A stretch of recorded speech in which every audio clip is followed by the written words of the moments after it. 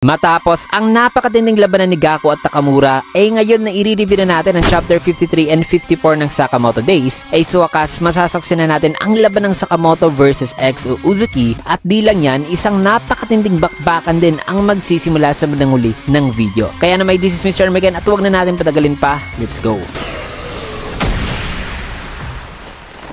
Nagsimula eksena dito kay Uzuki na sinabihan si Sakamoto na anong problema, bilisan mo, atakihin mo na ako. Kasi kung magsasayang lang tayo ng oras ay sinasayang lang din natin ang ating buhay. Na di naman sumagot si Sakamoto matapos masabi ni Uzuki, habang patuloy pa rin ang kanyang bleeding dito mga kaibigan. May kita naman na nababahala si Shin habang si Apart ay iniinda pa rin ng sakit ng pagkaputol ng kanyang braso. Sinabihan naman ni Uda si Uzuki na sabing, ako nang bahala sa kanila, boss. Sagot naman ni Uzuki na wag na. Ayos lang kasi nagtatrabaho raw sa loob na napakaraming araw na walang pahinga itong si Uda. Besides, medyo nakakatuwa rin daw ito kasi parang class reunion daw ito. Sabay tinanong niya si Sakamoto na sabing, hoy, Sakamoto, ayaw mo ba akong patayin muli? Di naman sumagot si Sakamoto at mabilis na itong kumilos at nagpunta sa likuran ni Uzuki para saksakin ito gamit ang ballpen. Subalit bigla na lang nawala si Uzuki sa kanyang harapan at napunta na sa kanyang likuran na sabing, hay, naalala ko ang sarili ko sa iyo noon na isang taong walang muwang at nakakainis. Na nagsasalita pa siya ay inatake na niya na napakabilis si Sakamoto na isang atake na di nasangga ni Sakamoto mga kaibigan. Nagtaka naman si Shin sa kung ano raw ang ginawa ni Uzuki. Kaya sabi naman ni Uzuki na ang taong hindi raw ibinubuhos ang lahat ay nagbibigay raw talaga ng kamalasan sa mga kasamahan nito. Nasabi pa niya na epitomize invisible killing spirit. Yan daw ang itinuturo sa kanila sa JCC, diba? Na ang academy sa mga aspiring na mga assassins mga kaibigan.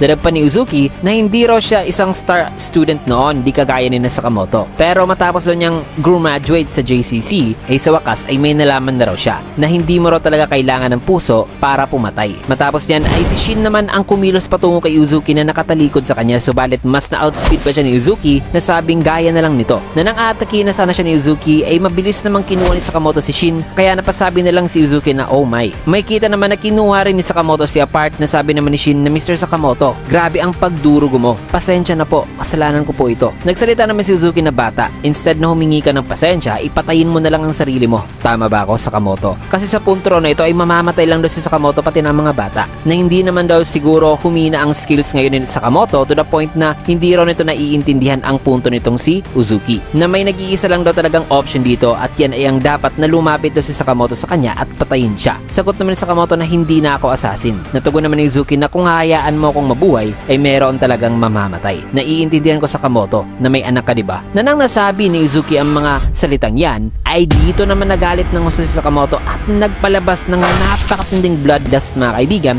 na kung saan ay sinaksak niya talaga sa bloodlust na ito si Uzuki, isang killing intent na nagpangiti naman kay Uzuki na sabing ayan na, sapagkat naghanda na si Sakamoto at mabilis nang kumilos patungo kay Uzuki na kung saan ay nagawa niyang masuntok ang sahig, pero naiwasan pa rin ito ni Uzuki na pangiting sabing welcome back Taro Sakamoto. Huwag mo na itong sayangin ha. May kita naman na galit itong si Sakamoto mga kaibigan habang sumisigaw naman si Shin na sa pagsigaw ni Shin ay dito na naalala ni Sakamoto ang kanyang mga pamilya. Nang papaatake si Sakamoto ay bigla namang nakarating si Gaku sa gitna nila na nagmula sa isang pader mga kaibigan na sabing ha. Nagulat naman si Sakamoto na sabi naman ni Uzuki na hindi maaari, na kung saan ay gumaganda na raw kasi ang nangyayari. Nasagot naman ni Gaku na kalimutan mo na yan. Hindi nyo kasi nabihan tungkol sa baliw na matandang yan, na kung saan ay may kita sa isang pintuan ang isang katana na tumagos dito at gamit ang katana ay dahan-dahan naman niyang binuksan ang pintuan at may kita si Takamura na siyang nagbukas nito. At nang nakapasok na si Takamura ay napatingin naman dito sina Sakamoto at sina Uzuki habang si Takamura ay patuloy namang nagsasalita ng mga salitang hindi maintindihan. Kaya sinabihan naman ni Uzuki si Uda na atakihin na ang matanda. Kaya mabilis namang dinala ni Uda ng 2 beses si Takamura na kung saan ay pinutol lang naman o hinati ni Takamura ang mga bala mga kaibigan gamit ang katana nito. Na matapos niyan ay lumapit naman si Uda sa likuran nito para barilin ito ng malapitan sa ulo. Subalit nagawa namang maputol ni Takamura ang daliri ni Uda na nasa trigger at sinaksak diretso ang leeg nito. Isang atake na di talaga nakapag-react si Uda mga kaibigan dahil sa sobrang bilis ng pagkilos ni Takamura. Kung kaya't si Gaku naman na naganda ng isang atake at sa kanyang pag-atake ay kinounter naman ito ni Takamura na siyang nagpaputol naman sa isang braso ni Gaku. Subalit habang nasa ere pa ang putol na braso ni Gaku na ngayon hawak-hawak pa rin ng handle mag-handle ng kanyang weapon, ay dito naman nag-attempt ng sipa si Gaku na sabing di ko na to kailangan pa at sinipa ang brasong yan mga kaibigan na direktang tumama kay Takamura. So grabe, ibang klase din talaga si Gaku mga kaibigan despite sa kanyang kondisyon na ito. Subalit nagawa lang ni Takamurang masangga ang atake at napaatras lamang ito na sa kanyang pagtayo ay umatake ulit si Gaku na kung saan ay kumilos din si Takamura. Ngunit hinila naman ni Uzuki si Gaku na sabing tara na Gaku. Na nang ginawa niya ito ay may kita ang ataking ginawa ni Takamura na humati mga kaibigan sa paligid. Isang atake na may napakalawak na range. Nabuti na lang ay nagawang makaatras din ni Sakamoto dito. Nasabi naman sa isipan ni Shin na napakatindi raw ang laban na ito. Sinabihan naman ni Gaku si Uzuki na boss, mapakitang gilas ka rin. Sumagot naman si Uzuki na wag na. Nakita naman ni Sakamoto si Uzuki kasama si Gaku na papaalis na kaya hinarap niya ito ulit na sabing hindi ka makakatakas dito. Subalit sumagot lang si Uzuki na masaya raw ang pagkikita nila. Kasabay niyan ay inatake niya ito mga kaibigan na napakabilis na kung saan ay walang nagawa si Sakamoto at napasokan ng dugo. Sabay sabi naman ni Uzuki na later Sakamoto. Ngunit nang tatakas na sana siya ay nagpunta na pala si Takamura sa kanyang likuran at handa nang umatake. Na nang papatake na sana ito ay tinitigan lang siya dito ni Uzuki na wikang pasensya na sa utos kong ito Uda. Sapagkat may kita si Uda na buhay pa pala at nasa likuran ngayon ni Takamura na dahan-dahang tinatanggal ang necktie nito na sabing walang problema, siya na raw ang bahala rito. Nang maya-maya pa ay ang necktie pala na yan ay parang nag-a-act as a detonator sa isang bomba na nasa katawan ni Uda na kung saan ay may kita ang liwanag mga kaibigan na kasunod yan ay isang napakalakas na pagsabog ang nangyari.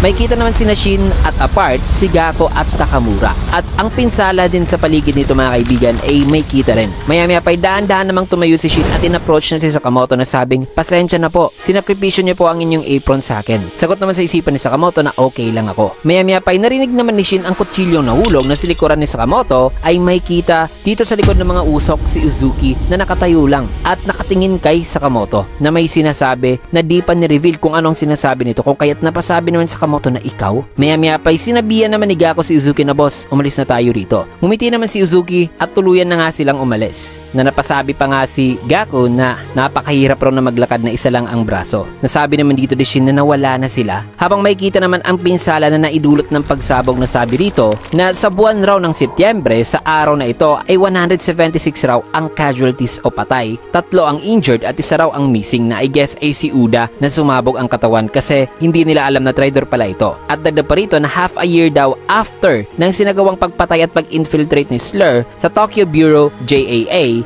ay ang bilang daw ng mga professional assassins sa buong Japan ay nag-drop daw by 3/4 sa dami ng total numbers sana ng mga assassins ng JAA. So grabe ang casualties ng infiltration na sinagawa ni Uzuki mga kaibigan na nagawa pa rin nilang makatakas despite nga sa rampage ni Takamura. At buti na lang din ay somewhat ay di tinapos ni Uzuki ang buhay ni Sakamoto na ngayon malinaw na napakahina na talaga ni Sakamoto kumpara sa kanyang dating lakas. So ano kayang susunod na mangyari matapos ang insidente na ito? Well, sa susunod na chapter ay masasaksihan natin ang pagdating ng 2 order member na makakaharap naman ng ating mga bida ang isa at matutunghayan din natin sa susunod ang nakakabilang gagawin ni Sakamoto. Kaya na may tutok lang kayo kasi dito man natin tatapusin yung video sa last panel na ito. At kung nagustuhan nyo yung video mga kaibigan ay can I get a like, comment, follow, subscribe na rin for more videos like this at para palagi kayong maging updated sa mga bagong uploads natin. Maraming salamat and see you guys again on my next video.